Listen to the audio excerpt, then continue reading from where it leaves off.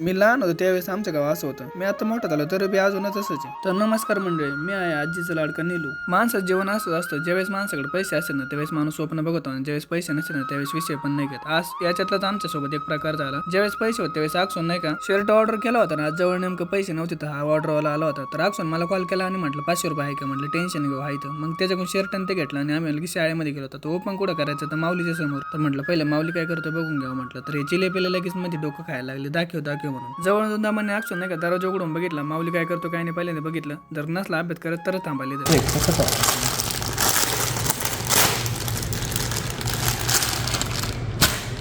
Okay.